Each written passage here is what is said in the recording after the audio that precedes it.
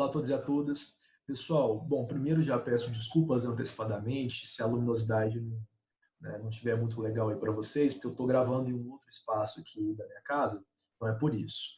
Bom, nesse primeiro vídeo eu quero comentar um pouco sobre o direito à privacidade, na verdade a privacidade como um todo, e eu vou fazer, como de costume, né, um outro vídeo para você, né, que vai fazer o texto sobre indígenas, né, a questão acerca dos indígenas. Vou projetar aqui também, como de costume, só para vocês irem acompanhando. Peraí, só voltando aqui. Foi. Bom, eu começo essa aula, né, colocando uma interrogação na palavra privacidade, justamente para você pensar, né, se realmente existe privacidade hoje, né? Se esse debate está sendo válido nos dias de hoje, né, porque a privacidade, se você for pensar realmente, né, as relações que as pessoas têm com as suas próprias imagens, fica complicado de você teorizar, conceituar a privacidade, né? Então, a grande questão é qual é o lugar da privacidade nos dias de hoje. Então, acho que isso também reforça esse debate, né? Se a privacidade ainda existe. Eu coloquei uma frase aí do matemático estadunidense Vinton, acho que a pronúncia é essa, Vinton Cerf, a privacidade pode realmente ser uma anomalia. Também essa frase é interessante para você compreender, e é o que eu quero te mostrar nessa aula, que privacidade foi sendo construído ao longo da história. Privacidade, direito à privacidade não é um direito natural, é um direito que foi sendo concebido. Então, eu quero te mostrar esse percurso, né? Como que chegamos à privacidade como conhecemos hoje, ou se ela ainda existir.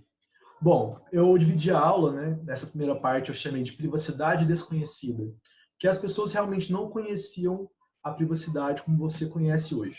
Pegando o exemplo das sociedades tribais, você vai ver que era muito complicado, quase que impossível ter privacidade. Porque quando você pensa a lógica das tribos, e aí retomando lá o Neolítico, nesse momento em que você já está com alguns bandos formados, privacidade demanda a individualidade. A individualidade no bando, no convívio tribal, fica comprometido, né? Então, até coloquei uma frase da antropóloga, a Jean Briggs, né, uma antropóloga que, né, conviveu, assim como, né, vários outros antropólogos, o Malinowski também conviveu muito com tribos da Polinésia, africanos, me dei conta de como eu estaria abandonada na selva se eles me abandonassem. Muito, muito melhor sofrer com a perda da privacidade.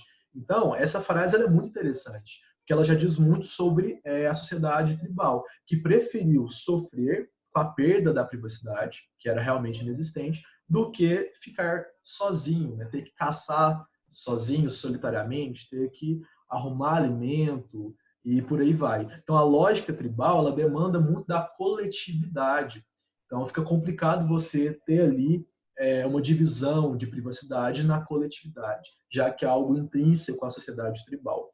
E aí, um exemplo, né, das ilhas Trobriand, né, que é justamente as ilhas que o Malinowski, vou comentar muito dele no próximo vídeo sobre indígenas, é justamente as ilhas, né, que o Malinowski vai estudar a população que convive nesse ambiente, que é filhos e pais que dormem na mesma cama, né? E aí, por exemplo, o sexo é algo que está lá presente, não há nenhum tipo de resistência do filho presenciar uma cena de sexo entre pais, né, entre o pai e a mãe. Algo que para nós ocidental, sociedade ocidental, ocidentais, é algo quase que um escândalo, né? Mas aí só lembrando a lógica da antropologia, você nunca pode julgar a cultura do outro com base na sua própria régua, até porque não existe privacidade, né? Esse conceito ali inexistente nas sociedades tribais.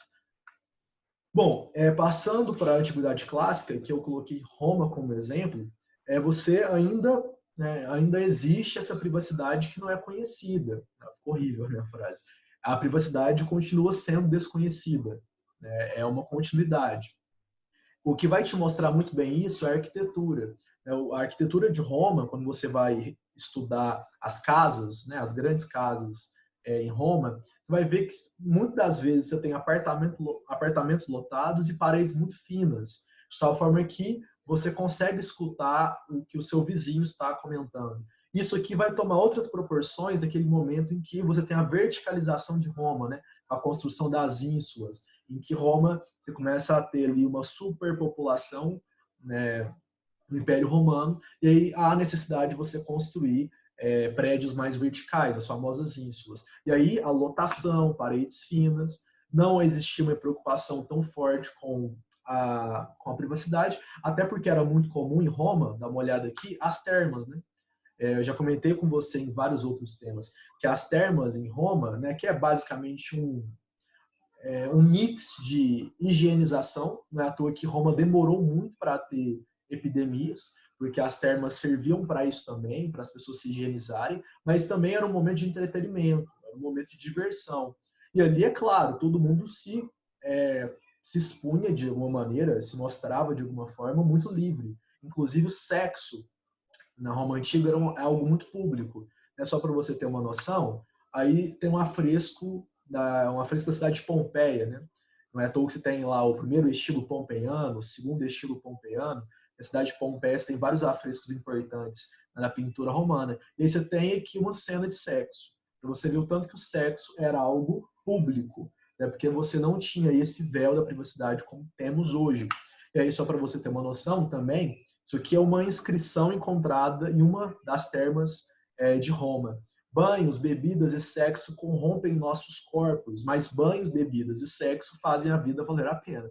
Então aqui é aquela pessoa admitindo que banho, bebida, sexo em público, tudo isso é algo que corrompe o ser humano, só que é o que faz a vida valer a pena. Então, o cara ele faz aqui, né, o cidadão de Roma, a população romana, faz uma concessão. É isso que eu quero mostrar para você. E de novo, batendo na ideia da privacidade desconhecida. Bom, só para te mostrar aqui, esse livro é maravilhoso, até eu posso pegar ele depois. Na verdade, não é um livro apenas, é uma coleção de livros, né, que é a História da Vida Privada. Eu tirei essa imagem desse livro. Né, para você ver aqui, basicamente uma casa. Aqui eu já estou falando de idade medieval, já vou te adiantar um pouco disso. Aqui é uma casa medieval, você vai ver que não tem muito essa divisão de parede, né, como temos nas nossas próprias casas. A nossa arquitetura é uma arquitetura toda pensada na privacidade. Quartos germinados, né, mais isolados, quartos isoladamente, paredes divisórias e por aí vai. E aqui uma frase do historiador George Dubb: não havia uma palavra latina clássica ou medieval equivalente à privacidade. Privatio, né, significava tirar.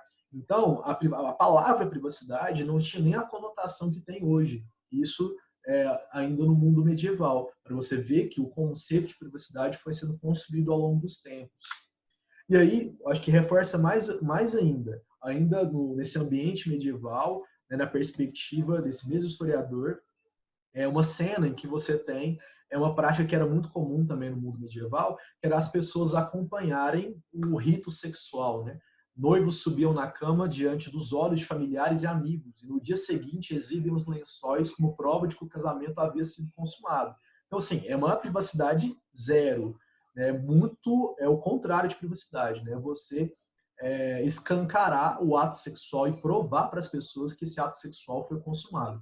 É claro que isso tem raízes históricas, culturais, eu não vou entrar nesse mérito, até porque eu não tenho muito tempo, né, aqui com vocês. Só quero te mostrar a construção da privacidade. E aí, né, por falar nisso, eu dividi agora com privacidade construída, para você entender os fatores históricos que foram sendo corroborados para que você tivesse uma situação, né, em que as pessoas pudessem se isolar e ter a concepção de privacidade. Primeiro, o hábito da confissão como prática recorrente por parte da Igreja Católica. Então, quando a Igreja Católica começa a proporcionar e pulverizar a prática da confissão, isso é claro que vai causar uma sondagem interior, uma interiorização, o hábito de você confiar o segredo apenas àquele líder religioso e não aos seus pares. E aí a privacidade começa a ser construída.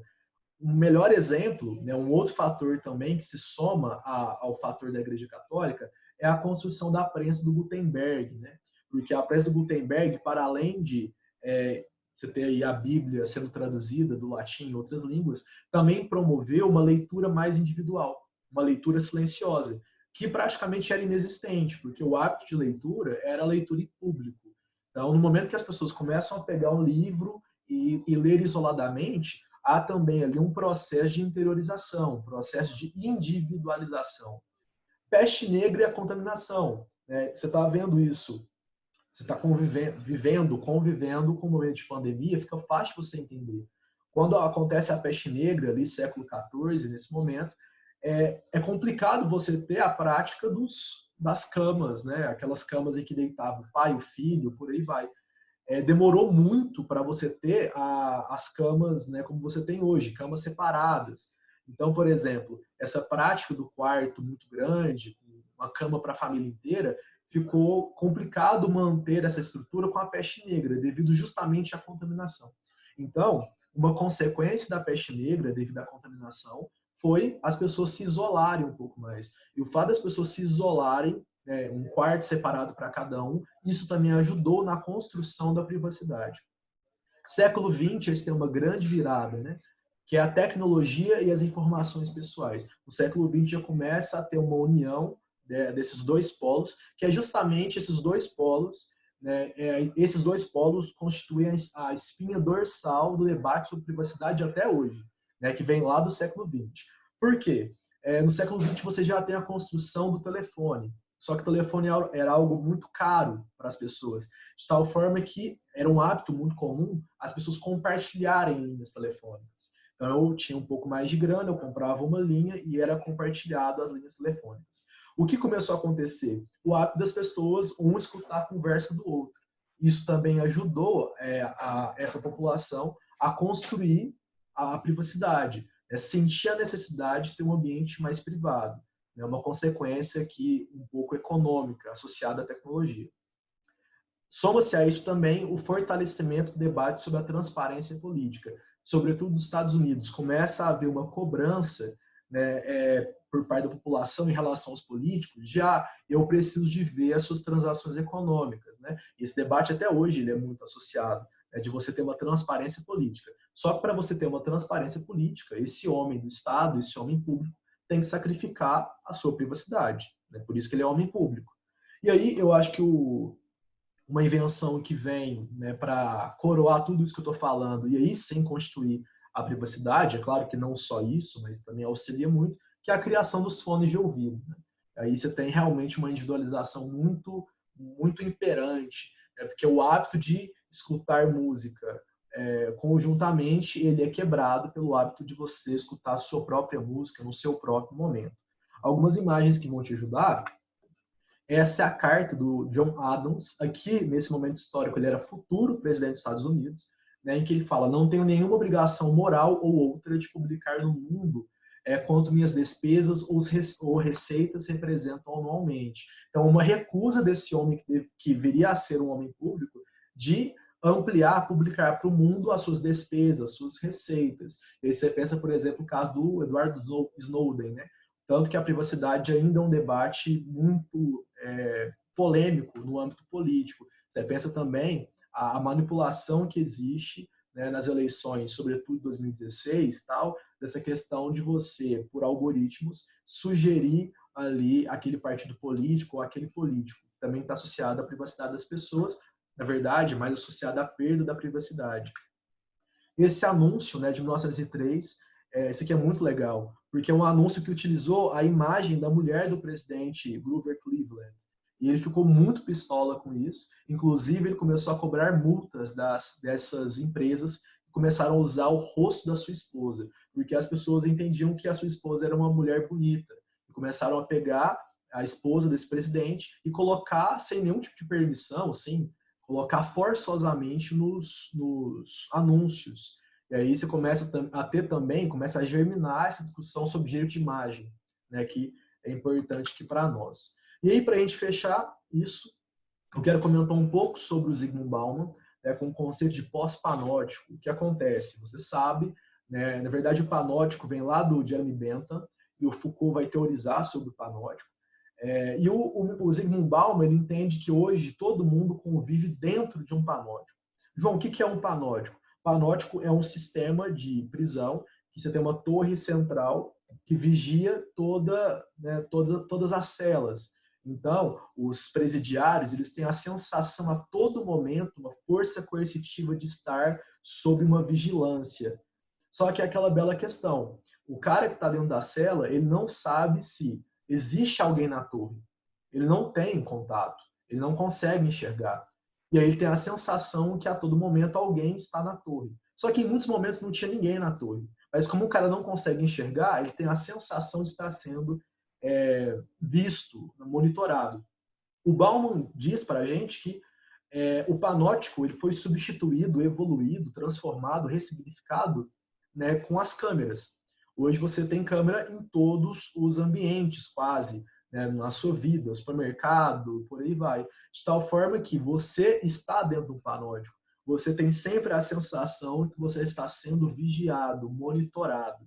Isso pode ser associado à discussão do Guy Debord, no livro A Sociedade do Espetáculo. Só que eu peço um cuidado. O Guy Debord é um cara que vai conceituar sobre a relação das imagens no marketing, essa relação midiática das imagens. Só que você pode, a partir da leitura do Guy Debord, interpretar que a relação social que as pessoas têm hoje é uma relação muito imagética, né, de você curtir a foto da sua amiga para provar, de certa maneira, reforçar a sua amizade ou até como agradecimento.